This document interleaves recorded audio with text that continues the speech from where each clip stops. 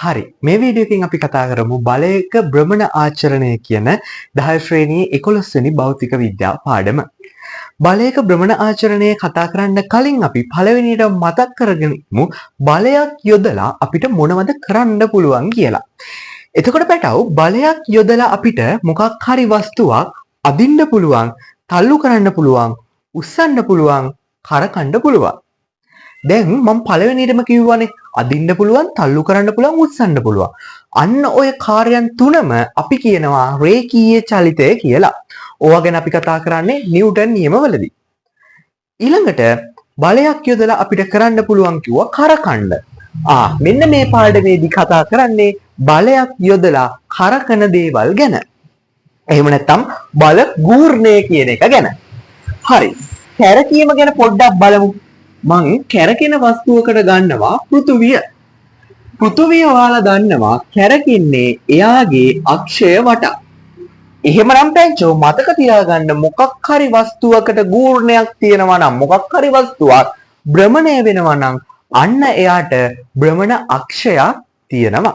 හරි නේද පැටව? හරි. එහෙමනම් අපිට වැඩි හරියෙන් මේ භ්‍රමණය වෙන වස්තු විදිහට ගණන් හදන්නෙන්නේ දොරනේ. දොරේ කොහෙද භ්‍රමණ අක්ෂය?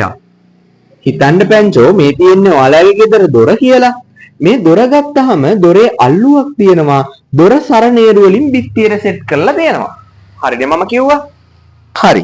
එතකොට මෙන්න මේ විදිහට තියෙද්දි මෙන්න මේ සරණේරු තියෙන අක්ෂය තමයි මෙයාගේ භ්‍රමණ අක්ෂය වෙන්නේ. දොර අපිට අල්ලුවෙන් අල්ලලා ඉස්සරහට පස්සට ඔන්න ඔය විදිහට තල්ලු කරන්න භ්‍රමණය කරන්න පුළුවන්කම ලැබෙනවා. එහෙනම් මේ අක්ෂය වටා තමයි භ්‍රමණය වෙන්නේ. එහෙමනම් මගේ පැටවු බල ගූර්ණය කියන එක අපි ගණිතමය සංකල්පයක් විදිහට ගණනය කිරීම සඳහා සූත්‍රයක් හදාගන්න එපාය. අපි බල ගූර්ණය සඳහා කොහොමද සූත්‍රයක් හදාගන්නේ කියලා බලමු. ඒකටත් මම ගන්නම් ඔය කතා කරපු අපේ දොර. ඔන්න ඔය දොර ගත්තාම පැංචෝ ඔන්න ඔය විදිහට බිත්තියට අසව් කරලානේ තියෙන්නේ. එහෙමනම් මෙන්න මේ දොරට මම තල්ලු කරනවා දොර ඇරෙන්න ඔන්න ඔය විදිහට F බලයක් දීලා. එතකොට මේ බල ගූර්ණය කියන එක ගත්තාම අපි කතා කරනවා බලයේ විශාලත්වය කියන එක ගුණ කරන්න ඕනි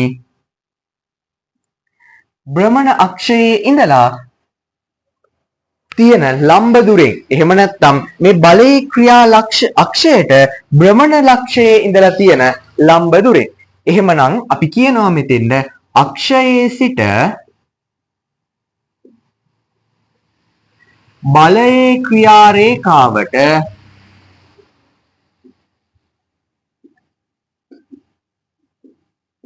ඇති ලම්බ දුර.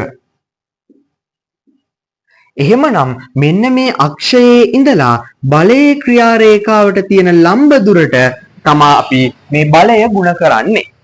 අපි එහෙනම් මෙයාගේ මේ ඒකකයේ ව්‍යුත්පන්න කරගමු. බලයේ විශාලත්වය. බලයක් නම් ඒකකය මොකක්ද පැටව? නිව්ටන්. ලම්බ දුරක් නම් ඒකකය මීටර්. එහෙනම් අපිට නිව්ටන් මීටර් කියලා ඒකකයක් ව්‍යුත්පන්න කරගන්න පුළුවන් බල ගූර්ණය කියන එකට. එහෙනම් ඔන්න වැඩේ ගොඩ. අපි ගානක් හදමු. මං කියනවා මෙයාට මම දෙනවා නිව්ටන් 100ක බලයක්. දුර තමා 0.5 මීටර්. එහෙමනම් පැටව ගූර්ණය කියන්නේ F වතාවක් D නේ. එහෙමනම් මම බලයක් දුන්නේ කොච්චරක්ද? නිව්ටන් 100ක දුර කොච්චරද? 0.5 මීටර්. එහෙමනම් මගේ පැටව 100.5න් වැඩි කරාම 50 නිව්ටන් මීටර් කියලා අපිට ගූර්ණය ගන්න පුළුවන්. ඔන්න එහෙනම් තනි බලයක් යටතේ වස්තුවේ ගූර්ණය ගත්තා. එහෙනම් වැඩේ ගොඩනේ. හරි. ඊට පස්සේ බල දෙකක් තියෙන අවස්ථාවකදී අපි මොකක්ද කරන්නේ? ගූර්ණයට මොකද කරන්නේ? පැටවුන්න මතක ඇති අපි බලය ගැන කතා කරද්දී රේඛීය චලිතය, රේඛීය බලයන් ගැන කතා කරද්දී පැටව අපි බල සංප්‍රයුක්තය කියලා එකක් කතා කරානේ, සංප්‍රයුක්ත බලය කියලා. එහෙනම් මෙතනදිත් අපි ගන්නවා සංප්‍රයුක්ත ගූර්ණය කියලා. මොකක්ද ගන්නෙ? සංප්‍රයුක්ත ගූර්ණය කියලා එකක් ගන්නවා පැටව. අපි බලමු උදාහරණයක්. මම ගන්නවා සීසෝ එකක්. හරිද? සීසෝ එකක් ගන්නවා. ඔන්න ඔය සීසෝ එක උඩ ළමයි දෙන්නෙක් ඉන්නවා. ඔන්න ඔය විදිහට ළමයි කියලා හිතන්න මේ. ඔන්න ඔය ළමයි දෙන්නෙක් ඉන්නවා. මෙන්න මෙතෙන්ද සීසෝ එකේ දුර මම කියනවා 0.25 මීටර් කියලා. මෙන්න මේ දුර මම කියනවා 0.5 මීටර් කියලා. මේ ළමයි දෙන්නම මම ගාන හදාගන්න ලේසියට ගන්නම් දෙන්නම CI නිව්ටන් ගානේ බරයි කියලා. හරි. දැන් කොහොමද මෙයාලගේ අපි ගූර්ණය ගන්නෙ?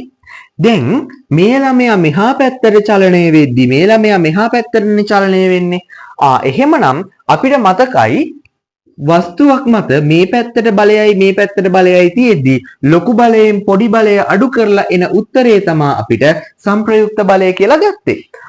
අන්න ඔය විදිහටම අපි මෙයාලගේ ගූර්ණයන් තියෙන්නේ ඔල්ලෝසුවේ කටු කරකෙන පැත්තට නම් දක්ෂිණාවර්ත ගූර්ණය, අනිත් පැත්තට නම් පැංචෝ වාමාවර්ත ගූර්ණය.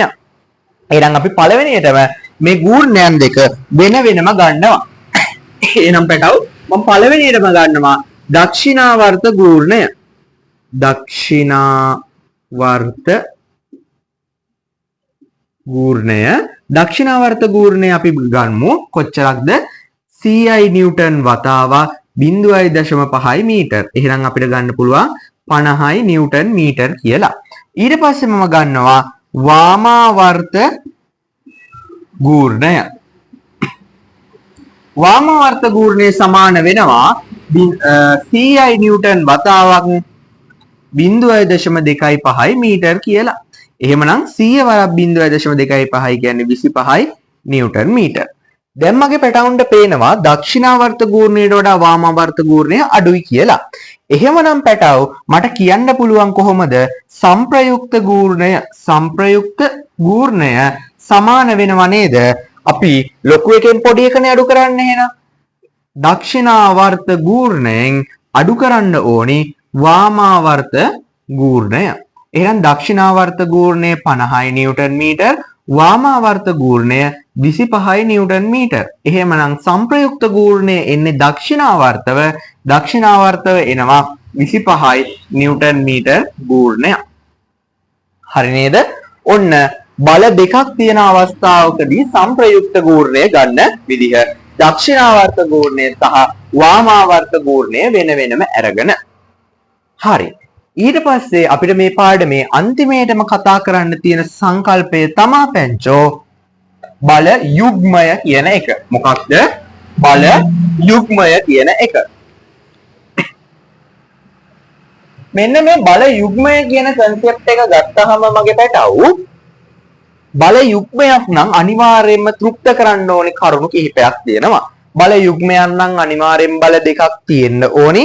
බල දෙකේ විශාලත්වය සමාන වෙන්න ඕනි. බල දෙක ක්‍රියා කරන දිශාවන් ප්‍රතිවිරුද්ධ වෙන්න ඕනි. හරි නේද? එහෙමනම් මම උදාහරණයක් විදිහට ගන්නම් මෙන්න මෙහෙම. මේ හිතන්න ටැප් එක උඩ කෑල්ල කියලා. හරිද?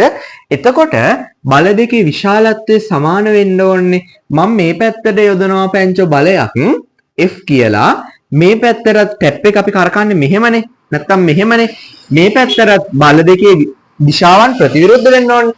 F කියලා බලයක්. මෙයානේ ක්‍රියාලක්ෂය. ක්‍රියා අක්ෂයේ ඉඳලා මේ පැත්තට මං ගන්නම් d බෙදීම දෙක දුරක් තියෙනවා කියලා. මේ පැත්තටත් මං ගන්නම් d බෙදීම දෙක දුරක් තියෙනවා කියලා. හරි නේද? හරි. අපි දැන් බලමු මෙයාගේ කොහොමද ගන්නෙ කියලා. දැන් මෙයා ඉන්නේ වාමාවර්තව, මෙයා ඉන්නේ වාමාවර්තව. එකම පැත්තට නම් දැන් මේ වගේ අවස්ථාවකදී එකම පැත්තට බල දෙකක් තියෙනවා නම් මොකද්ද පැටවු අපි කරේ? බල දෙක එකතුනේ කරේ. ඒ වගේ මේ දෙන්නත් එකතු කරනවා. එහෙනම් මම මෙතනදී ගූර්ණය සමානයි කියලා ගන්නම් පැටවු පළවෙනියටම මෙයා. F වැඩි කිරීම d බෙදීම 2යි. එයාට එකතු වෙනවා මේ පැත්ත F වැඩි කිරීම d බෙදීම 2යි. එහෙනම් මේ දෙන්නටම පොදු පදයක් තමයි F කියන්නේ. වරහණක් දාලා මන් d බෙදීම 2 එකතු කිරීම d බෙදීම 2 එකතු වෙනවා. එහෙනම් භාගයයි භාගයයි එකතු වුනහම සම්පූර්ණ එකයිනේ. එහෙමනම් මට කියන්න පුළුවන් F සමානයි ගූර්ණය සමානයි F වතාවක් d කියලා. එහෙමනම් ඔන්න මම බල යුග්මයක ගූර්ණය සඳහා ප්‍රකාශනයක් ව්‍යුත්පන්න කරගත්තා. බල යුග්මයක ගූර්ණය කියන්නේ එක බලයක් වැඩි කරන්න ඕනේ බලයන් දෙක අතර තියෙන දැන් d බෙදීම 2යි d බෙදීම 2 කියන්නේ d නේ. එහෙනම් එක බලයක් වැඩි කරන්න ඕනි බල දෙක අතර ලම්බ දුරේ. ගොඩනේ? ගොඩ. හරි. මම උදාහරණයක් ගන්නම්. මං යොදනවා F කියන බලය නිව්ටන් 50ක බලයක් යොදන්නේ මෙන්න මෙතන ඉඳලා මෙතෙන්ට තියෙනවා 0.2 මීටර් දුරක්. මෙතන ඉඳලා මෙතෙන්ට තියෙනවා 0.3 මීටර් දුරක්. හරි. දැන් අපි බලමු. එහෙනම් ගූර්ණය සමානයි F වතාවක් D. F කොච්චරද මං යොදන්නේ? නිව්ටන් 50ක මේකක්. එතකොට මෙතන දුර වෙන්නේ කොච්චරයිද? 0.3යි 0.2යි 0.5යි මීටර් දුරක්. 5 වරක් 5 කොච්චරද පැංචෝ? 25යි. එහෙනම් අපිට 50.5න් වැඩි කරන්න තියෙන්නේ නේ. එහෙනම් 50 වතාවක් 5නේ. 0යි 250යි දශම ස්ථාන එකක් ගන්න තමයි තියෙන්නේ. එහෙනම් අපිට ගන්න පුළුවන් 25යි නිව්ටන් මීටර් කියලා. එහෙනම් බල යුග්මයක ගූර්ණය ගන්න විදිහත් ගොඩ. පැටව අන්තිම වශයෙන් අපිට කතා කරන්න තියෙනවා මෙන්න මේ බල යුග්මය කියන concept එක කොහෙද පාවිච්චි වෙන්නේ කියලා. බල යුග්මය කියන concept එක පාවිච්චි වෙන තැන් ගත්තාම දැන් එක තැනක් ඔයාලට පුළුවන් ටැප් එක. බලයේ යෙදෙන දිශාවන් ප්‍රතිවිරුද්ධ වුණා බලයේ විශාලත්වය සමාන වුණා ටැප් එක. බයිසිකල් එකේ හැන්ඩල් එක, වාහනයේ සුක්කානම, ස්ක්‍රූප්පු නියන කරකද්දි අන්න ඔය තැන්වල තමයි මේ බල යුග්මය කියන එක පාවිච්චි වෙන්නේ. එහෙනම් ඔන්න කතා කරා අපි මොනවා ගැනද? බලයක් යටතේ වස්තුවක ගූර්ණය කියන්නේ මොකක්ද? ඊට පස්සේ බලය දෙකක් යටතේ කොහොමද වස්තුවක් සමතුලිතව පවතින්නේ? වස්තුවක ගූර්ණය කොහොමද ගන්නෙ? බල යුග්මය යටතේ කොහොමද වස්තුවක ගූර්ණය ගන්නෙ කියන සෙට් එකම ඔන්න කතා කරා ගොඩ දාගත්තා. ගණන් හදන විදිහත් කියලා දුන්නා. හරි එහෙනම් බටව අපි තවත් වීඩියෝ එකකින් තවත් කොටසක් මේ විදිහට සාකච්ඡා කරමු.